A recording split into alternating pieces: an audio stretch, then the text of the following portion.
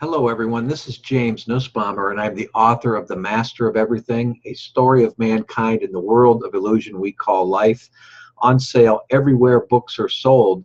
And I've been getting a lot of messages lately on Facebook especially, and a lot of tweets on Twitter asking me if I would expand a little further as to how this book actually came about. For those that know me, know that this was written while I was in prison and for a foolish securities violation. So I put together this video here, and I hope that this satisfies a lot of people that have been unsatisfied, but nicely so. They're just wanting to nicely ask me if I could expand and give them a little more as to what really went down. And I can just tell you, when I decided that I was going to write, I just didn't know what to do. While I was in prison for a foolish securities violation for 8 long years of a 10-year sentence, and as I became consumed in my writing every day, even on holidays, Christmas, I never let down the whole time I was in there. It was every day and all day. I was either writing or studying. But while I was consumed in my writing, I always said to myself, of the people that I needed to meet someday soon, when I walk out of this prison cell and sit down and talk with, would be either or both the late Dolores Cannon, and also now the late Wayne Dyer. You see, Dolores passed on only a few months after offering me a contract with Ozark Mountain Publishing Company for my books while I was still in prison. And we had corresponded by old-fashioned U.S. mail at a time where I was contemplating release soon. I didn't know. My friend was working with lawyers on the outside, and we thought maybe by year 8 I'd be released. Well, then there was Wayne Dyer, who had passed away a few months after I was already released from prison. So I never got to meet him either. But both of those people, Dolores Cannon and Wayne Dyer, were still at one in each other's heart and in our minds together. So in a way, it's kind of as I did meet them, and Dolores and I had corresponded through regular mail, and it was just unbelievable how that came about. But the teachings of inner peace and forgiveness that I write about are based on the principles contained in A Course in Miracles. And there's not a doubt in my mind that it was divinely intended that I'd be greeted by this publication. I wrote this book and many of its sequels entirely by longhand, with pen and paper, in an overloud and overbearing prison. Just an obnoxious prison environment with severely overcrowded conditions. And I would later arrange for the typing and editing because there was no computer whatsoever in prison. This project has saved me in more ways than one, and as it grew, the light within me grew too. Much of the world lives by a thought system that teaches us that our body is who we are and that winning and losing are important. We think that in order for someone to gain, someone else must lose. But much of the world struggles with one important question, and that question is, who really am I? Sit quietly here for a moment and think about the world that you see around you. Tell yourself that the real world is not like this. It has no buildings, and there are no streets where people walk alone and separate and hurry home to hide. In the real world, there are no stores where people buy an endless list of things they don't really need. In the real world, it's not lit up with artificial light, and the night doesn't come in to end a day. There is no day that brightens and grows dim and turns dark. In the real world, there is no loss of any kind. In the real world, everything shines, and shines forever. The world you see must be denied because your sight of it and its thought system is costing you a different kind of vision. I mean that you cannot see both worlds because each of them involves a different kind of seeing and depends on what you cherish. The sight of only one is possible because you have denied the other. I hope that makes sense, but consider this though. Both are not Both are not true, yet either one will seem as real to you as the amount of faith you hold dear to your heart. What I mean by that is, and that last statement might be confusing, what I mean is their power is not the same because their real attraction to you is unequal. And what I mean again is we don't truly want the world we see around us because it has disappointed us since time began. The homes we have built never really sheltered us. The roads we make really don't lead us anywhere. And no, and there's no city that we can build that will withstand the crumbling assault of time. Everything that we make merely has the mark of death and will ultimately perish. This aching world has no power to touch or alter the real world. Yet the real world has the power to touch you, even here in this world that's built on time. You see, what we call with love will come to us, but only when we are truly ready. All that we need to do in order to exchange this world for the real world is have a willingness and a readiness to learn that the world we made is false.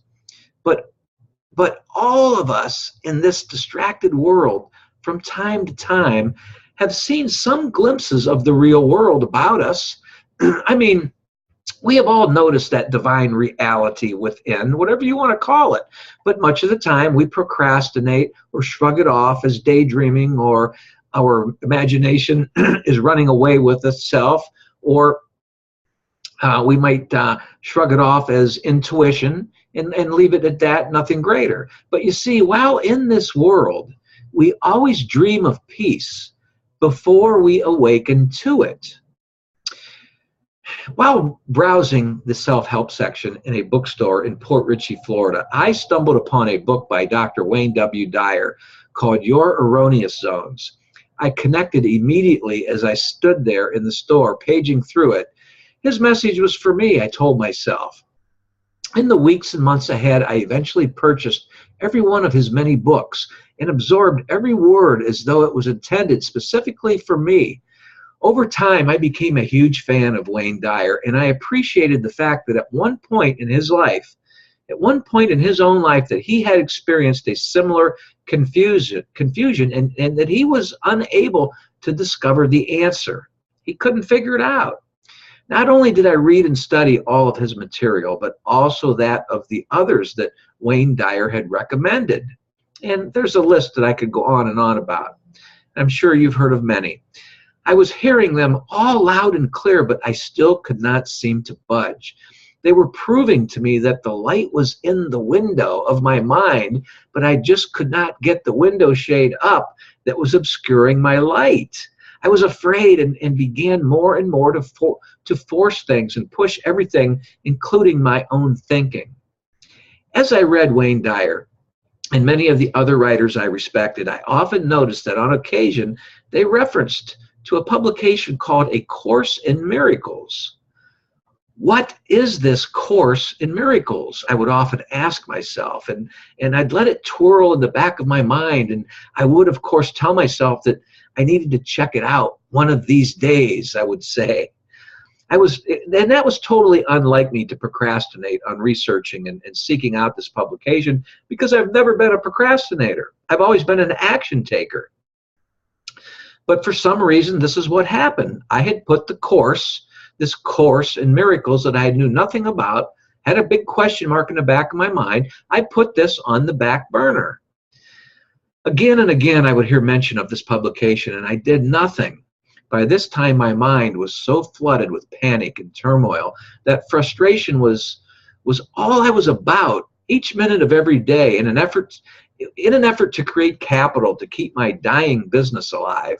As a financial advisor, I acted alone in crossing an illegal line within the financial services industry. I borrowed money from my clients' accounts with the full intention of paying it back before anyone was the wiser. My thought system was a way to fix everything for all of us, that we would all make money and I would end up being the hero. through various investments that had failed once before, but now we're back on the rise again. A sure thing, I told myself. A sure thing in the stock market, right? Well, you know the rest. The plan failed and I hit rock bottom. I was so busy searching for the hand of my own destiny, where all along, all I had to do was let go of that shaky, self-made thought system and let the real light shine inside of me. At age 50, I became a prisoner of the state of Ohio, and anything that could go wrong or go against me did.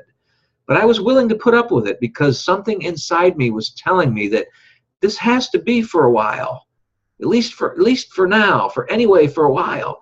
Besides, I had no choice in the matter. As much pain as I was going through, the voice kept telling me that I was going somewhere, and I just needed to simply hang on. Excuse me.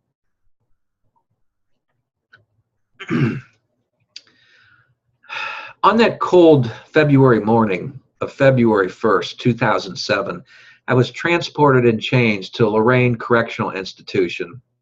I felt as exhausted and as uncertain as ever before, but I hadn't lost the sense of the promising thoughts and expansive vision that had jolted me during my stay in the county jail.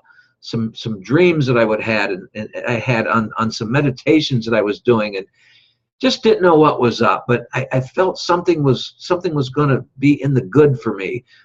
Lorraine Prison would hold me for reception and intake processing for a period of 3 to 9 months while I was assigned a security level and waited for a spot in the overcrowded prison system. In that year alone, the state had brought in around 30,000 new prisoners. For the time being, I would remain in maximum security, though I'd never been violent and posed no escape risk. This meant being locked in a cell 24/7, other than to shower twice a week and to march to the dining hall, which they called the chow hall, 3 times a day. Well, after a buzz haircut and an issue of prison clothing, I was taken to Prison House 4, where I would spend the next few to several months.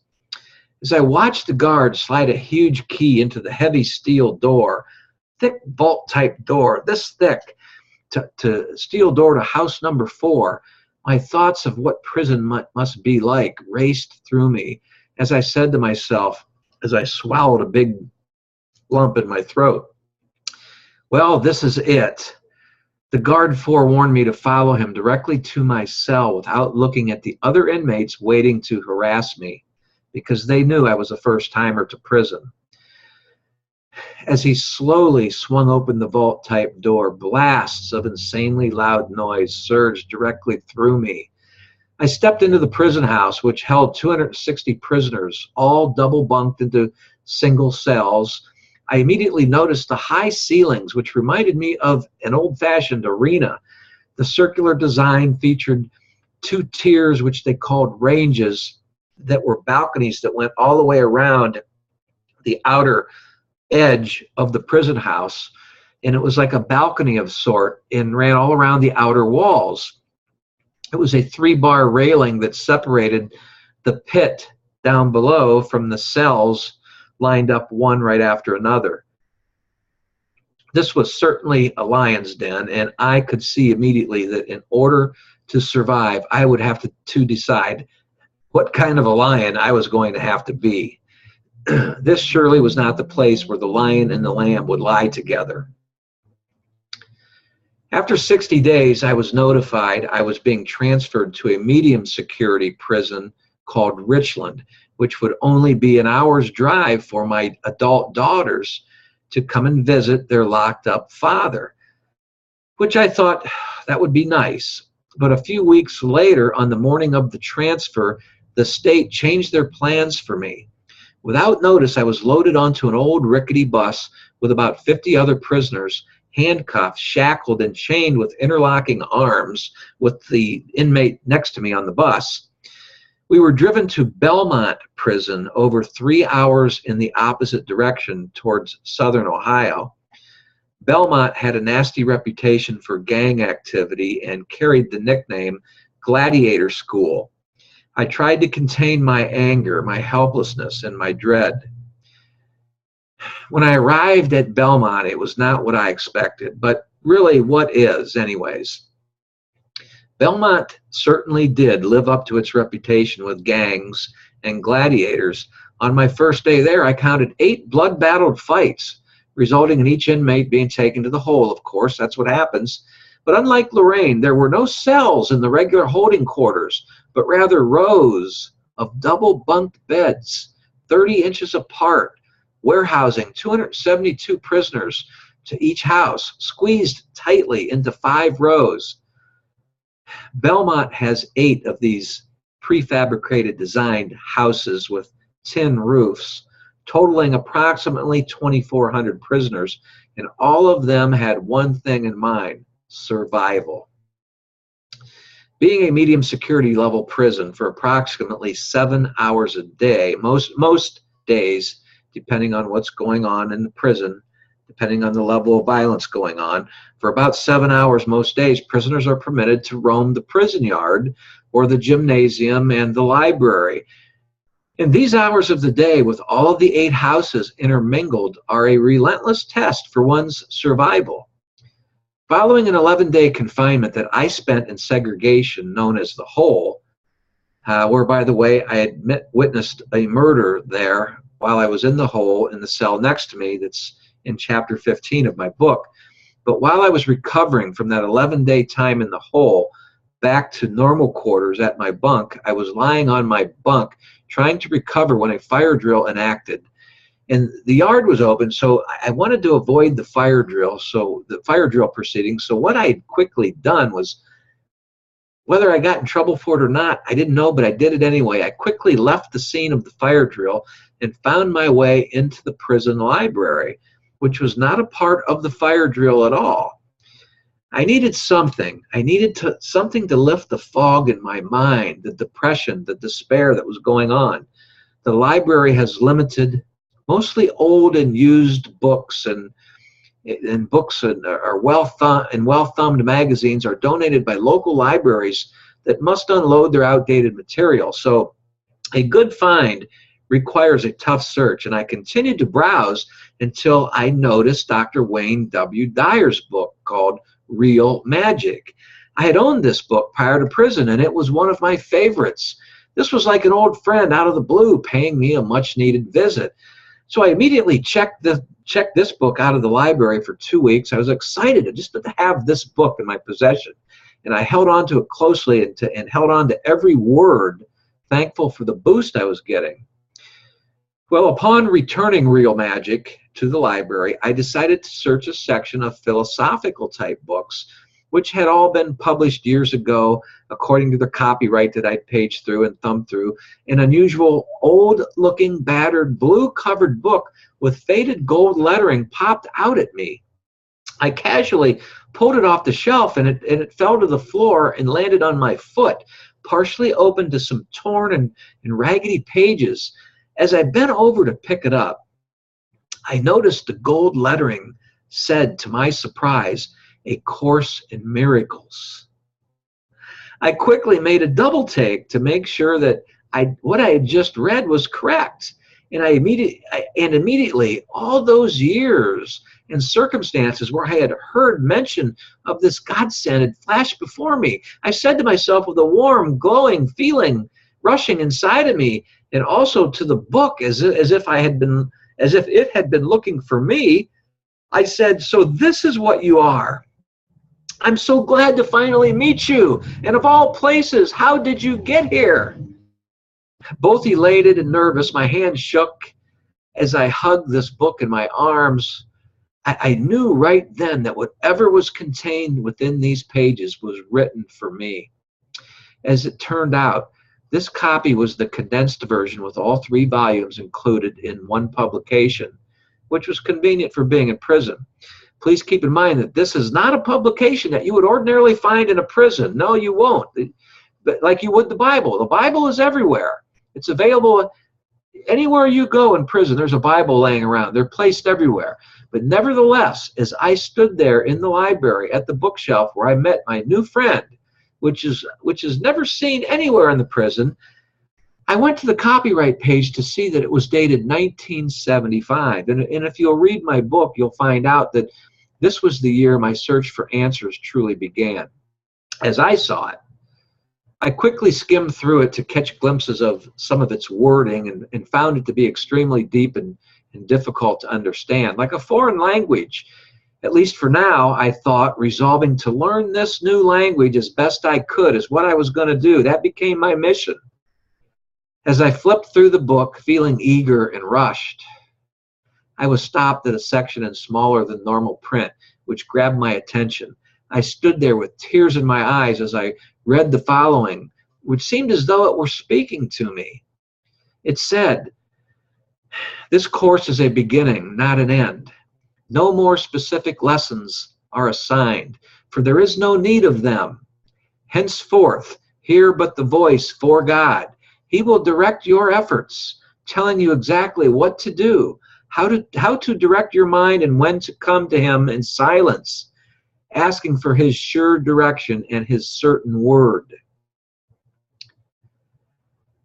This message then directed me to go to the workbook, page 487, the workbook section, page 487, and I did what it said. All I can say to you now is that the message I found there did tell me what to do.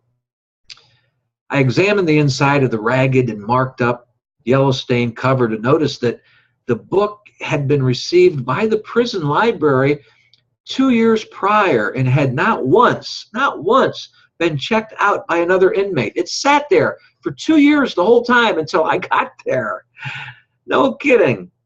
A name and a phone number was written inside the front cover by a woman who had lived at the time in Sedona, Arizona, with her handwritten message that said, "My will is that this finds its way to you." I figured the book had once belonged to her, and for some reason she had donated to a charity. Maybe she had passed on. The writing seemed to be years old and made me think that it might have ended up in an estate sale or a charitable sale of some social club or some sort, or what have you. In any event, it somehow found its way across the country to Belmont Prison until it landed on my foot. And at that very moment, I was in critical need for it. I was in need for it to be with me. The condensed version of A Course in Miracles contains the 669-page text, which is very, very deep, but powerful and empowering. Then there's the 488-page workbook for students and the 92-page manual for teachers. I immediately checked it out of the library and began to read each word of its deep content. At first, I found much of it difficult to understand. Nothing seemed to make sense. However, I felt the words connecting in a very peculiar way. I cannot describe it.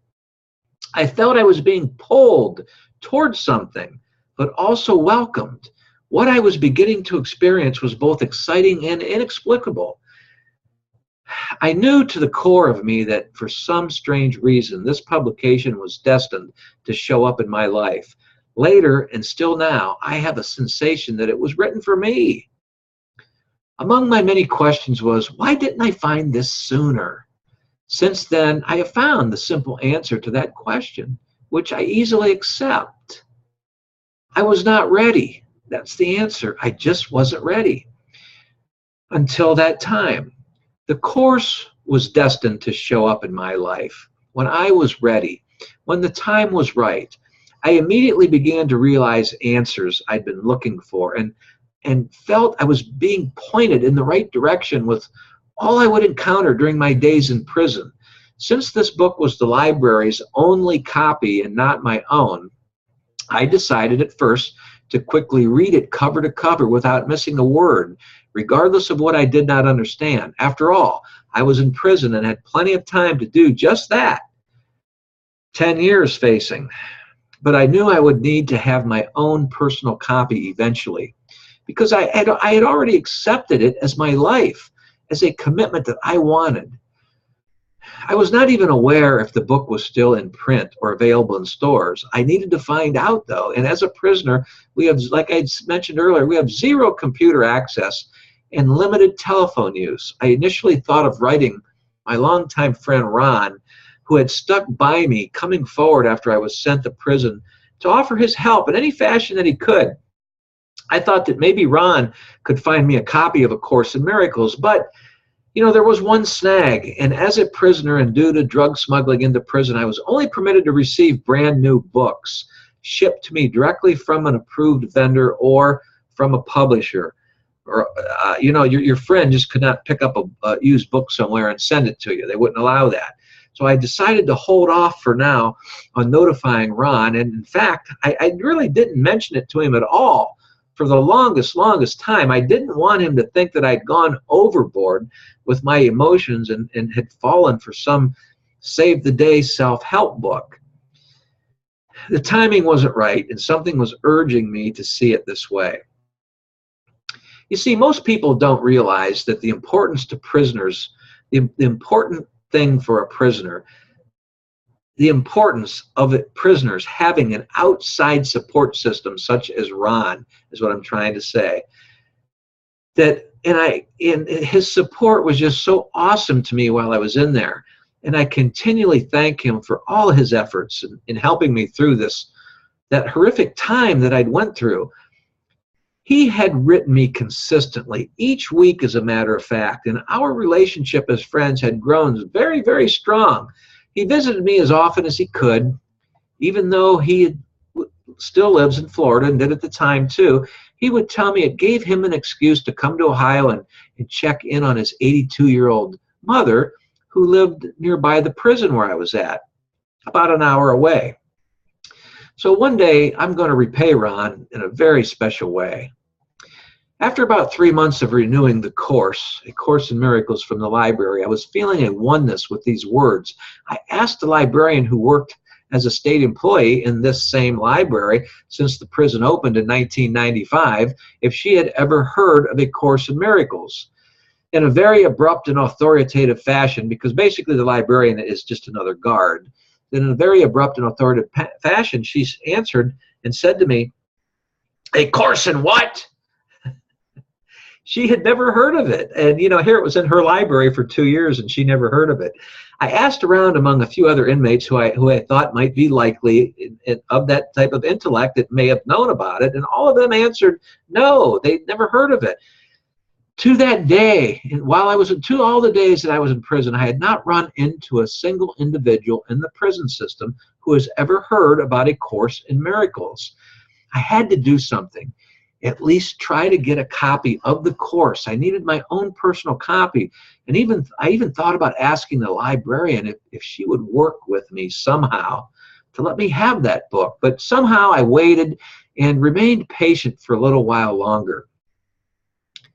While at my bunk one morning, reading and studying the age-yellowed, dirty, and faded pages of the library's copy of the course, I was called to go see the house sergeant. My request a few months prior for a bed move had finally come through. I was being moved to a much quieter section of the prison house, to an area earmarked for what they called senior housing. A senior was a prisoner aged 35 and older. That goes to show you how it's packed with young ones in prison. At least now I would get a break from my bunkmate and the neighbors who were calling me Pops and old school, and just plain school was the lingo. Hey, school, what's up? Hey, school, hey, Pops. Upon arriving with my belongings at the new bunk location, A96, I plopped my property onto the mattress and steel springs of the bunk, and I greeted my new bunkie, who was about age 35, much younger than me. Next to our double bunk was a rusty old wall locker decorated with initials and dates back to the 1960s, scratched into the metal. Yes, the prison had opened in 1995, but some of the other prisons that had closed had sent their equipment to the newer prisons that opened, and that's how that old equipment got into that prison. And I'm sure you can understand how that goes. And I would share this cabinet, this half of a locker, with my bunkie. Each of us would possess one side. The top of my half of the locker cabinet was terribly dusty, and I began to wipe it down as I was settling into my new bunk area. I noticed what appeared to be a thick book underneath a torn and dirty rag that was part of an old towel.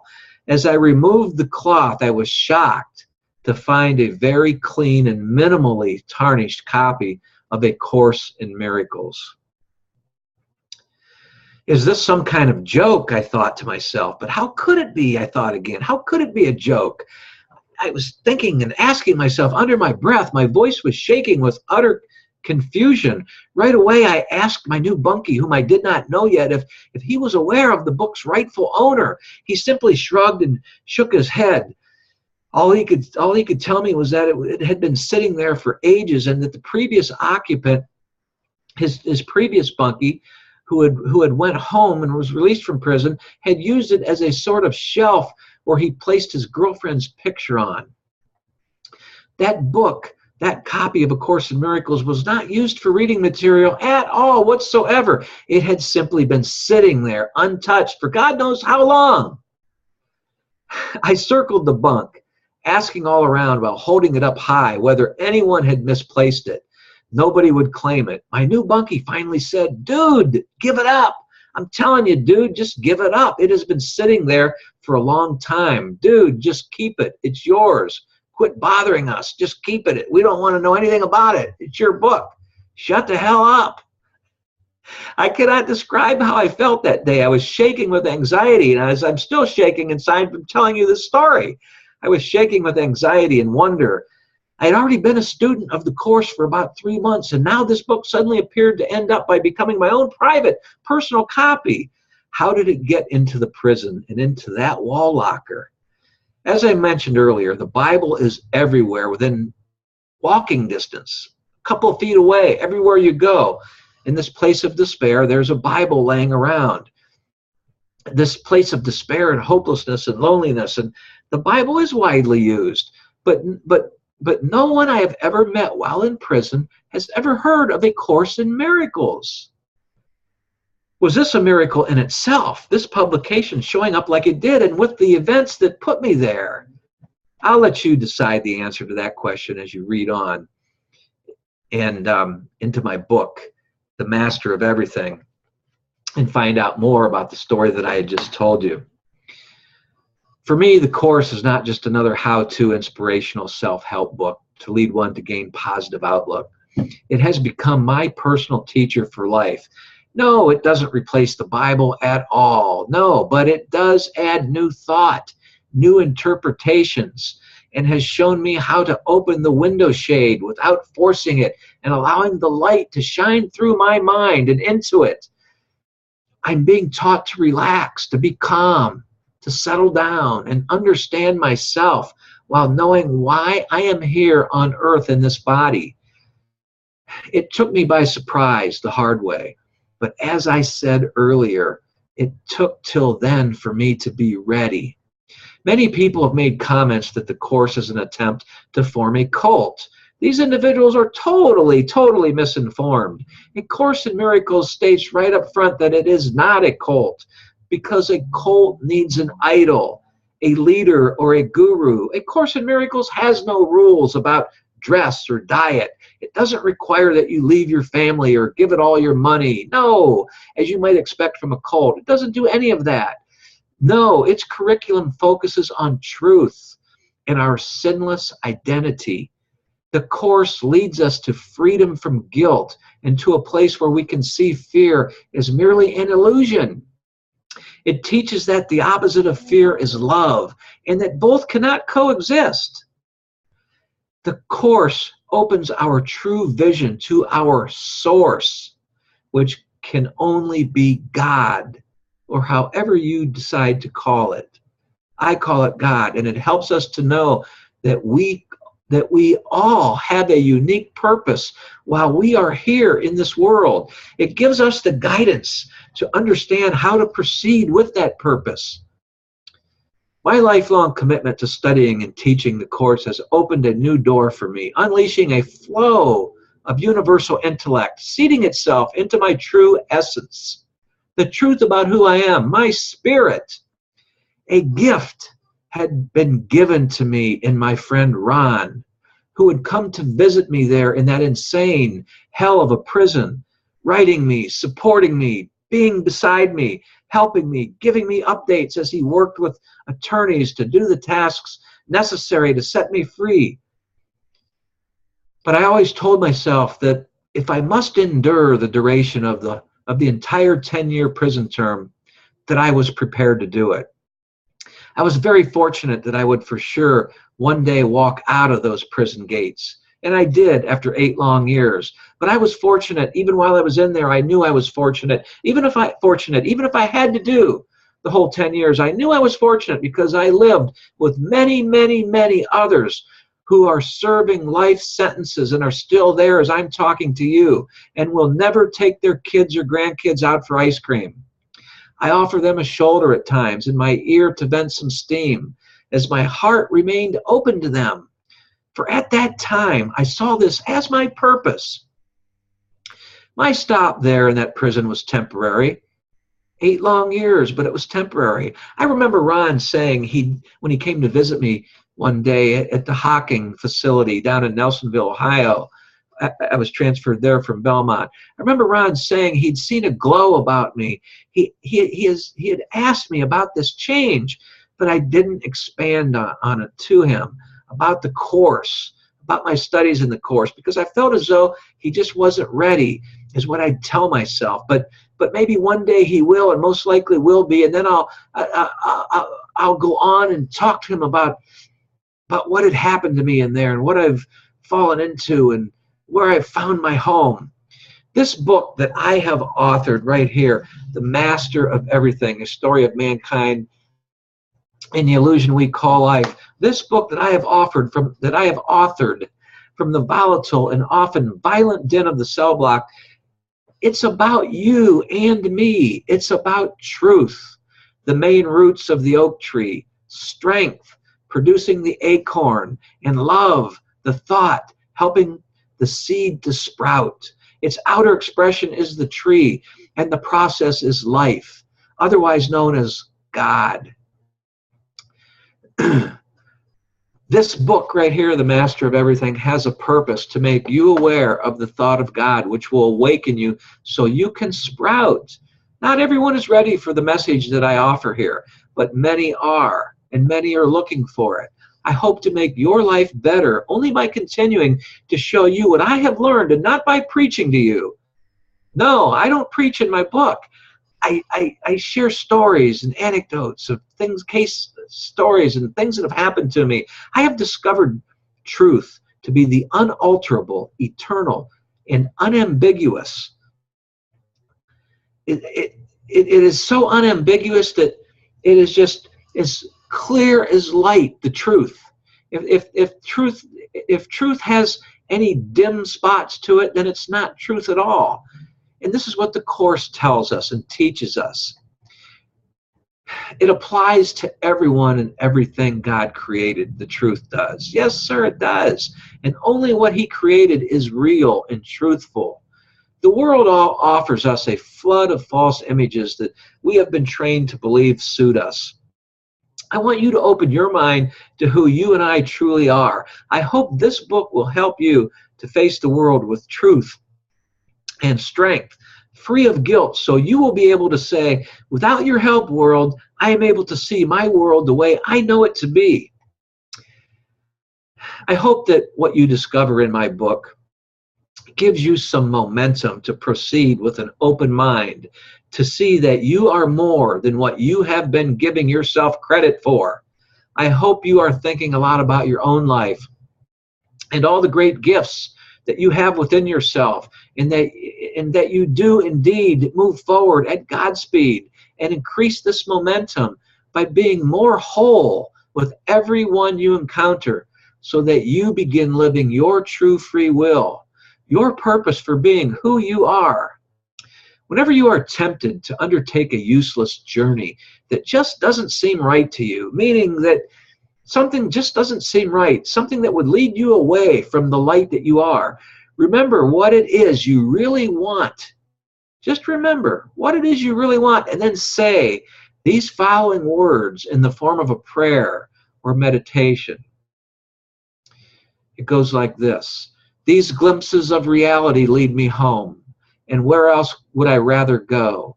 What other need do I have other than to awaken and realize I am already at home? When our body dies, many like to say that the spirit goes somewhere. But isn't somewhere a place, though unspecified, which indicates a location? You know, we can contemplate the meaning of spirit till the end of time, always to be led back to spirit as thought. A thought certainly is of the mind beyond the body and is no place but is everywhere rather than somewhere. A Course in Miracles teaches us that mind represents the activating agent of spirit, supplying its creativeness. When the term mind is capitalized in its most vast sense, it means God. Spirit is the thought of God, which he created like himself. The unified spirit is God's one child, or Christ, if you will. You will learn through my book, The Master of Everything, and its many sequels coming out, that because the human mind has split itself between man-made illusion and spirit, often not really realizing which is which, but it can process thought either right or wrong-mindedly, depending on the voice it listens to. The spirit of God or the dreaming ego. Which voice do you choose to follow? The spirit of God or the dreaming ego? It's your choice. The goal of this book has always been to strike a chord within you and open your right side of the split mind to bring it forward in your expressions of life so you can begin to see what others continue to deny. I want to encourage you to yet go deeper into your right-mindedness, where spirit takes charge, where you will experience the bridge guiding you to true knowledge of yourself, which is the universe. I say universe because you are all that exists. It wasn't until my 5th year of serious daily involvement in A Course in Miracles, while yet still in prison, that I struck a chord within myself. Suddenly it seemed, although really it was a gradual process though, now that I look back, I realized I was actually making decisions and thinking as the Spirit of God that I call the Holy Spirit. I was actually thinking as the Holy Spirit, which is God's light in us all, which means his Holy Spirit is who we are in our right-minded nature. When we feel those urges being all that we can be here on earth. Oh, sure, I still hear the ego in myself all the time, but in the background more so, trying to rush me and fill me with anxiety. But even making its best efforts now, the ego can only weak knee itself forward, and it quickly gets ushered by truth to a back row seat in my mind where it settles down. The vast percentage of my mind is no longer concerned with outcome. The process itself and anything I pursue is what creates the joy in me, which I'm able to extend, and I hope I'm doing that right now. I feel completion in this. One day while I was writing an outline for my 2nd book of this series, and still being in prison, the 2nd book called Mastering Your Own Spiritual Freedom, which by the way is due out any time now. But back at that time, after 5 years in there writing, I looked up from my writing table in my tablet that I was writing on, and I said, that's it.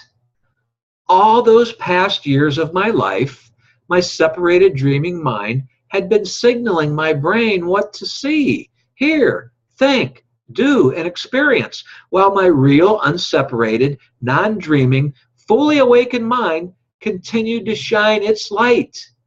It was sending me messages from home, if you will, when I've been home all along. I did know this, of course, all along, but at that time it hit me in a new way, acknowledging that my brain is the programmed hardware that runs and regulates my body. The projected images that I see of the world here, of Earth, is a replay from my innermost thoughts that have become my life. For me, this insight was a revelation. Now I can accept the magnitude of my mind. My fear of death is minimal now, and even that is only due to my ego's occasional background chatter, which I recognize as unreal. In other words, my ego is not in charge anymore. I know that all decisions that spring from illusions or wrong-mindedness are consciously made and then acted upon in the false universe, or we can call it the physical world. But the light of the real unseparated mind, the real universe, shines through to tell me that everything is fine and to relax and to trust. I agree wholeheartedly with Mary Ann Williamson, a lovely woman who is a best-selling author that also writes along these same lines. She says that the Course may sound absolutist or unyielding, but one of its saving graces is that it claims to be only one version of a true universal curriculum. The Course generally endorses the world's other spiritual and psychological paths for their innate wisdom as well. But what does this really do? What does it do? It teaches us that where communication exists, so do peace, love, and forgiveness. In my next book, Mastering Your Own Spiritual Freedom, you'll come to form your own understanding as to why Jesus really entered the dream of separation, or what we call this world. As we've been projecting it, is what I'm trying to say. He was born into this world to teach us the true condition of love. This is a good, right-minded projection to think that way, teaching us that communication remains unbroken or unseparated, even if the body is destroyed, provided that you don't see the body as the most necessary means of communication. By grasping this lesson, you will realize that to sacrifice the body or anything material is really to sacrifice nothing, because the body is nothing where eternity is concerned. With this understood, you will have a vision that communication is of the mind, which cannot be sacrificed. It's impossible. My next book, Mastering Your Own Spiritual Freedom, will open you up to real freedom by your own interpretation, not based on rules derived from fear. In book 3 of this series, due to be out about 6 months later after Mastering Your Own Spiritual Freedom, in book 3, you'll learn that the only way we can give of our mind is to extend it, and this will mean true joining. This is why I've titled the 3rd book, And Then I Knew My True Abundance. Sacrifice is proven unreal, just another wrong-minded attempt to keep you devoted to the false idea of fear. Instead, And Then I Knew My True Abundance invites you to experience the abundance that is the signature of your true free will, the life you deserve. The Holy Spirit has whispered truth into your dreaming mind about your next move. I'll end here by asking you to consider one more question. With all this understood, where now will your life take you while on this planet? I hope you'll join me in my subsequent books in the Master of Everything series.